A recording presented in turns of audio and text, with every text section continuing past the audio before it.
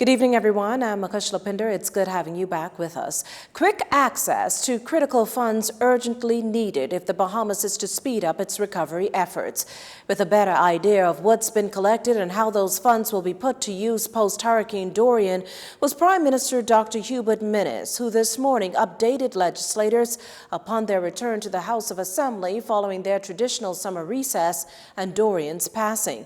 In terms of that contingency loan from the Inter-American Development Bank, a line of credit on standby in the event of natural disasters, here's the preliminary estimates of how that money will be spent. Electricity restoration, $30 million. Water restoration, $15 million.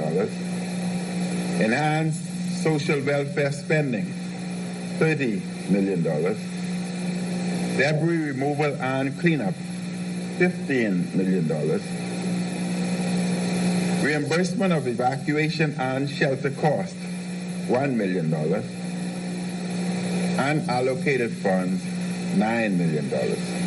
Now, last November, the government amended legislation governing dormant accounts with the intention of using this money to pump into a disaster relief fund.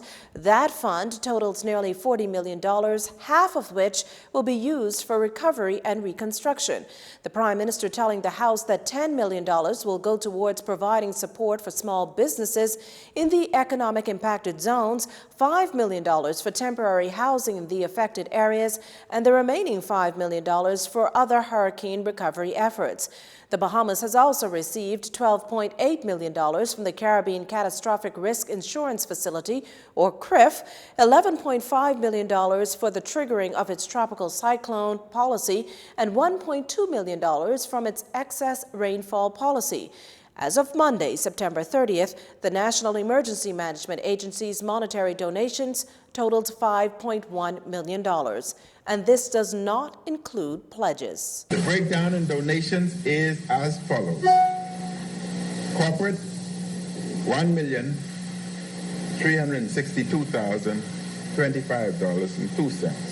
Private, $1,325,388.97. Foreign government, $901,250. NGOs, $345,343.53. And intergovernmental, $225,000.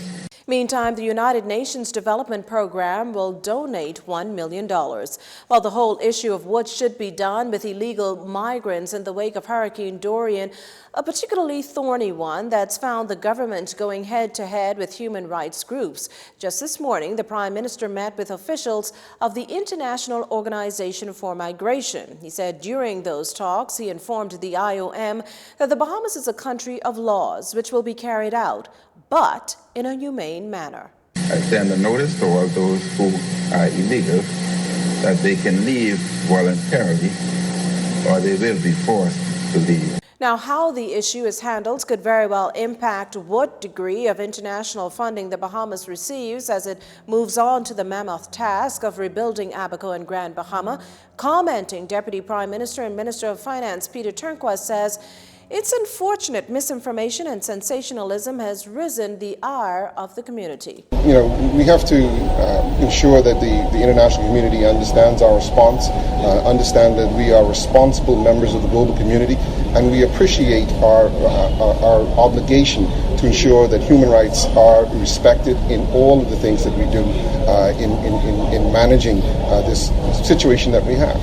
Meantime, Immigration Minister Ellsworth Johnson yesterday made it clear that the apprehension of illegals will continue, and so will the arrest of Bahamians found harboring them. The chips, he said, will fall where they may. From the House of Assembly, the Prime Minister hopped a plane to Abaco to meet with more hurricane survivors, as well as recovery and reconstruction officials. On the weekend, he'll head to East End, Grand Bahama.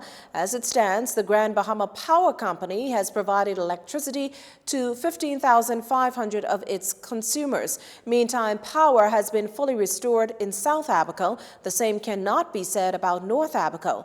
At last count, 1,566 people remained in shelters here in New Providence, and 3,481 evacuees had registered with the Department of Social Services. The Prime Minister is expected to give further details when the House of Assembly resumes next Wednesday. While the opposition was hoping to get its way and have an open and frank discussion on Hurricane Dorian in Parliament, as outlined in its letter to House Speaker Halston Moultrie prior to the House of Assembly resuming this morning.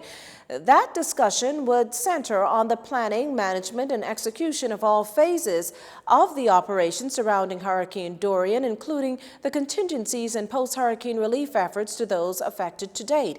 However, this did not happen. Not only did the Speaker Moultrie strike out paragraphs 6, 7, 8, 9, 10, 11, and 13 from the opposition's letter as merely its opinion, he added that the referred Rule 51 limits the time of debate to 90 minutes.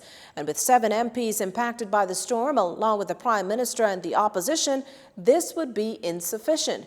Such a time frame, he reasoned, would severely limit the participation of those members in the Parliament to fully ventilate matters relating to the issues.